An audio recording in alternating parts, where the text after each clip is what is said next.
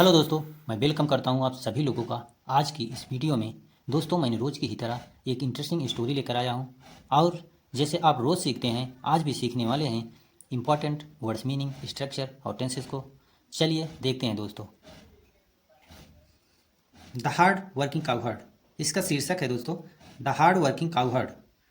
Long ago there lived a cowherd named Harry. He had the responsibility of taking the herd of cows to the hillside to graze and bringing them home to the barn at milking time.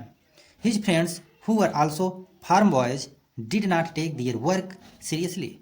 Harry observed that although all cows look alike, their tastes were different. अब दोस्तों इतनी कि हम word meaning और structure देखते हैं। The hard working cowherd, परिश्रमी चरवाहा। लॉन्ग एगो मीन्स बहुत पहले। लिव्ड, लिव के सेकेंड फॉर्म लिव्ड मीन्स रहता था। नेम्ड मतलब नाम था। ही हैड, यहाँ देखिए द रिस्पॉन्सिबिलिटी, यहाँ पास्ट में हम जब कुछ होने का सेंस देना होता तो हम हैड लगाते हैं।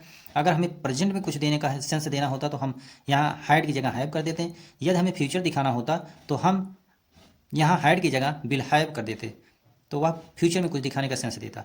लेकिन यहाँ हैड है तो पास्ट में कुछ दिखाने का सेंस, मतलब दिखा रहा होने का सेंस। जैसे रिस्पॉन्सिबिलिटी मतलब जिम्मेदारी।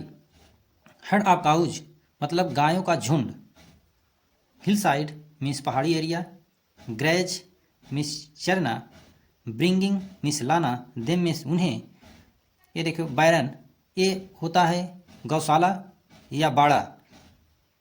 मिल्किंग टाइम दूध देने का समय या दूध निकालने का समय।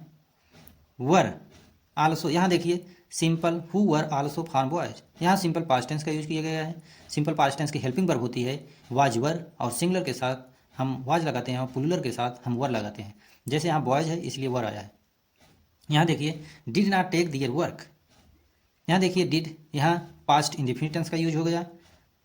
डिड नॉट टेक, और पास्ट इंडेफिनिट टेंस में हेल्पिंग वर्ब होती है।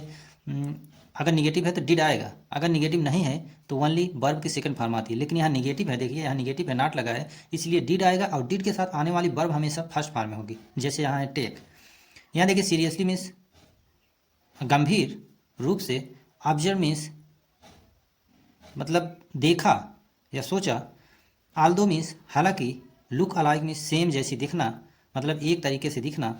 वर डिफरेंट, यहाँ देखिए सिंपल पास्ट टेंस का यूज किया गया है दोस्तों। जैसे मैंने बताया था सिंपल पास्ट टेंस की हेल्पिंग वर्ब होती है वाज वर, और प्लूरल के साथ हम वर लगाते हैं, सिंगुलर के साथ हम वाज लगाते हैं। चलिए अब इसकी हिंदी मीनिंग देखते हैं। हिंदी समरी। लॉन्ग एगो बहुत पहले, there lived a cowherd, एक काउ हर्ड मीन्स चरवाहा, एक चरवाहा रहता था। नेम्ड नाम था हैरी, मतलब उसका नाम था हैरी।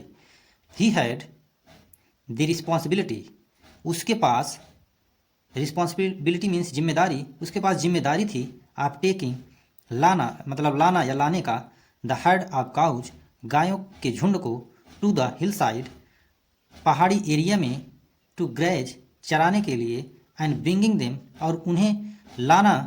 होम टू मतलब घर को लाना। The barn at the milking time, बाड़े में फिर लौट के लेकर आना जब दूध का समय देने का समय हो जाए। दूध देने का जब समय हो जाता है, शाम को जब गाय या भैंसों का दूध देने का समय होता है तो उसको वापस लेते हैं। मतलब अब इसका पूरा ऑल ओवर देखिए इसका मीनिंग क्या निकलता है। एक चरवाहा था और उसके पास एक जिम्मेदारी थी गायों को लेके हिल साइड में लेके जाना, चराना, और उनको फिर दूध देने के टाइम शाम को फिर वापस लेके आना। हिज फ्रेंड्स, आगे देखिए हिज फ्रेंड्स उसके मित्र, जो उसके मित्र लोग थे। Who were also farm boys, जो उसके मित्र थे वो भी किसी न किसी फार्म से संबंधित थे, किसी न किसी फार्म वाले के बेटा थे, ऐसे आप कह सकते हैं। Did not take their work seriously, यहाँ देखिए वे लोग जो दियर मीन्स उनका, मतलब जो उनके दोस्त थे। वर्क सीरियसली, नॉट टेक मतलब अपने काम को सीरियस नहीं लिया करते थे। जो उनके उस लड़के का काऊ हर्ड का जो चरवाहे का दोस्त थे वे अपने काम को सीरियस नहीं लिए करते थे। हैरी, हैरी जो था ऑब्जर्व मतलब देखा समझा। दैट कि आल्दो हालांकि।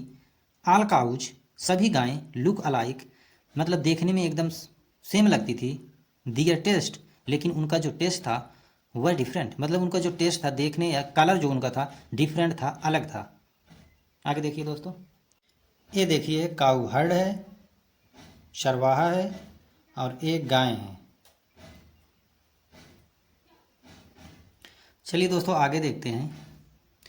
One preferred eating grass where the buttercups grew while another liked that taste of wild cornflowers.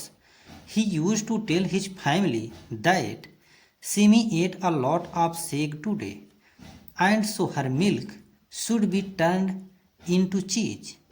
And Kiwi ate buttercups, so the cream from her milk should be made into butter. But his family laughed and did not pay heed to his suggestion. They said all cows have the same milk. When Harry grew up, he bred cows which liked eating sweet flowers, and he made tasty cheese and cream. He became rich and popular. अब इसकी word meaning और structure को देखते हैं दोस्तों। यहाँ देखिए preferred, prefer के सेकंड फॉर्म प्रेफर्ड मतलब चुना या पसंद किया या पसंद करती थी। यहाँ गायों के लिए आया है इसलिए पसंद करती थी। ग्रास घास, वेयर मीन्स जहाँ, बटर कप्स मीन्स होता है मुलायम घासे, ग्रीव मीन्स उगना, यहाँ ग्रो का सेकंड फॉर्म ग्रीव मतलब जहाँ उगी रहती थी मुलायम घासें। वाइल मीन्स जब, जबकि लाइक्ड मतलब लाइक के सेकंड फॉर्म लाइक्ड मतलब पसंद करती थी। विल्ड कॉर्नफ्लावर्स, यहाँ देखिए जंगली मक्का, जंगली मक्का होता है जो मक्के की ही तरह होता है लेकिन एक्चुअल वो मक्का होता नहीं है। ही वह, यूज टू टेल मतलब ये ही आया है उसके लिए, काउहर्ड के लिए, चरवाहे के लिए। यूज टू मतलब प्रयोग, मतलब जब फ्यूचर पास्ट में कुछ यूज किए मतलब प्रयोग करते थे तो उसके लिए हम यूज टू लगाते हैं। अभी जब मीनिंग बताएंगे हिंदी मीनिंग तो उसका अर्थ क्लियर हो जाएगा। एट, ईट का सेकंड फॉर्म एट मतलब खाई। सैग मतलब एक तरीके का मुलायम घास होती है। टुडे मीन्स आज। शुड बी टर्न्ड, यहाँ देखिए शुड है फिर बी लगा है फिर मेन वर्ब की थर्ड फॉर्म लगा है इसलिए ए पैसिव वॉइस में चेंज हुआ है। शुड मीन्स चाहिए और टर्न मतलब बदल जाना। ये पैसिव वॉइस स्ट्रक्चर बन रहा है यहाँ। आगे देखिए कीवी, ये कीवी एक गाय का नाम है यहाँ। एट, ईट के सेकंड फॉर्म एट मतलब खाई। यहाँ सो मीन्स इसलिए। क्रीम मीन्स, क्रीम आप जान ही रहे हैं जो मिल्क का दूध का मतलब क्रीम बनता है वही क्रीम। शुड बी मेड, यहाँ भी देखिए पैसिव वॉइस का यूज किया गया है। अगर शुड आता है केवल या कोई भी मॉडल वर्ब्स आती है, मॉडल वर्ब्स आती है, उसके साथ आने वाली मेन वर्ब हमेशा फर्स्ट फॉर्म में होगी, लेकिन यहाँ थर्ड फॉर्म में है और बी लगा है इसलिए पैसिव वॉइस में स्ट्रक्चर बन रहा है। बटर मक्खन, बटर मीन्स मक्खन होता है। लाव्ड, लाभ के सेकंड फॉर्म लाव्ड मीन्स हर्षा करते थे। हीड टू मतलब मानना या उस मतलब किसी बात को मानना। सेड, से का सेकंड फॉर्म सेड मतलब मीन्स कहा। ग्रीव अप, ग्रो अप का सेकंड फॉर्म ग्रीव अप मतलब बढ़ा, बड़ा हुआ। ब्रेड काउज मतलब गायों का झुंड। लाइक्ड, लाइक के सेकंड फॉर्म लाइक्ड मतलब पसंद किया। मेड, मेक का सेकंड फॉर्म मेड मतलब बनाया। बिकम के second form became, become become होता है। बिकेम मीन्स बन गया। अब इसकी हिंदी समरी देखते हैं दोस्तों। वन प्रेफर्ड ईटिंग ग्रास, एक जो गाय के झुंड थी उसमें से एक गाय जो थी वह प्रेफर्ड पसंद करती थी ईटिंग चरना, ग्रास मीन्स घास, वायर जहाँ, द बटर कप्स ग्रीव जहाँ मुलायम घासें उगी रहती थी। वो गाय जो थी, एक गाय उसमें से जो थी वो उसी घासों को चरना पसंद करती थी। वाइल जबकि, एन अदर दूसरी गाय जो थी, लाइक्ड दैट पसंद करती थी, टेस्ट ऑफ विल्ड कॉर्नफ्लावर मतलब जंगली मक्का को पसंद करती थी। एक गाय जो थी वो मुलायम घासों को चरना पसंद करती थी और जो अदर गाय जो थी, दूसरी गाय, वो जो जंगली मक्का हुआ करता था उसको पसंद करती थी चरना। ही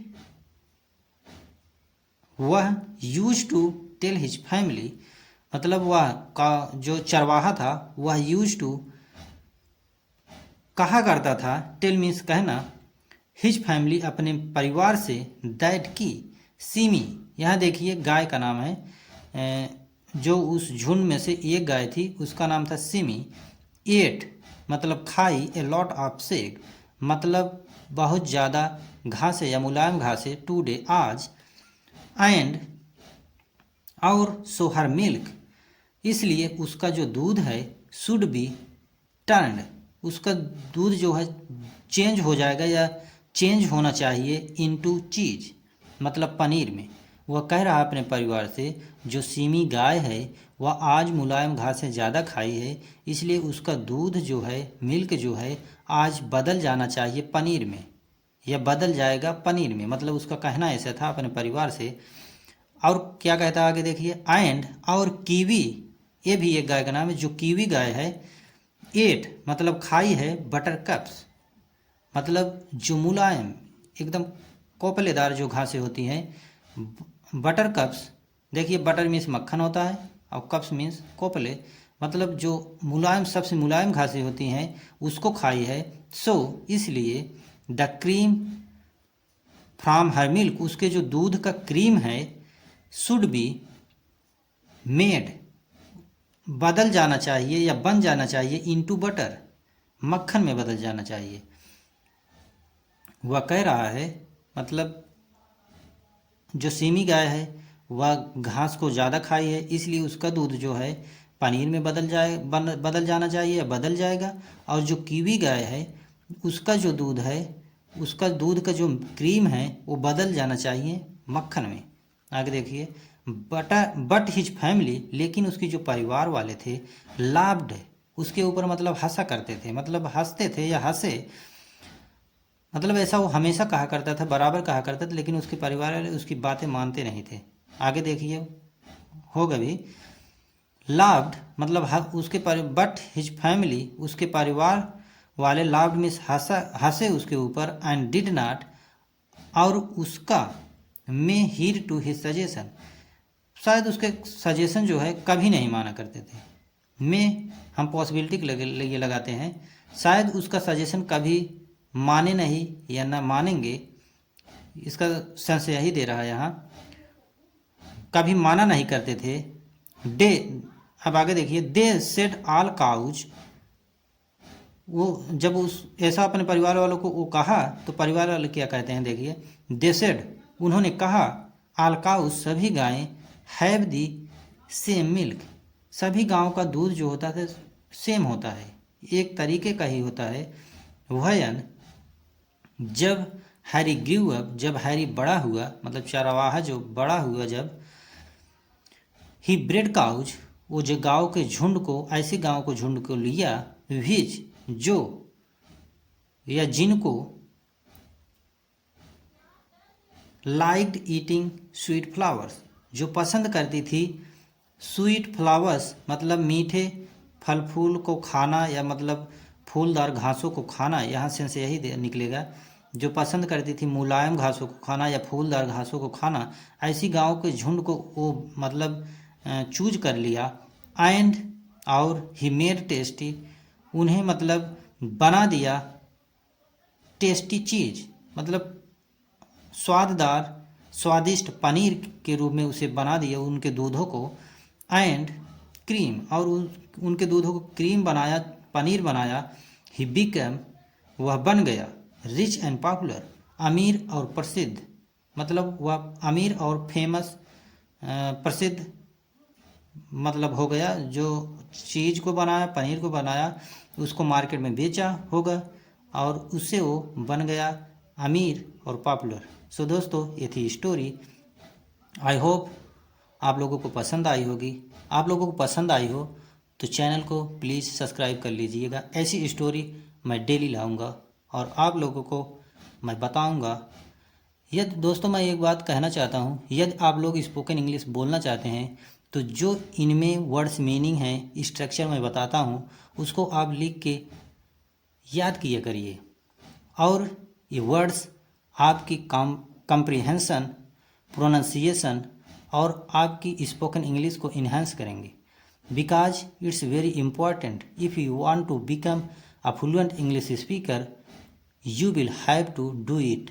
No any other shortcut, no any other shortcut idea. You will have to do it. यदि आप इंग्लिश बोलना चाहते हैं, अच्छी अंग्रेजी बोलना चाहते हैं, तो आपको एक करना पड़ेगा। कोई शॉर्टकट नहीं है, कोई दूसरा वे नहीं है। सो दोस्तों, thank you for watching this video.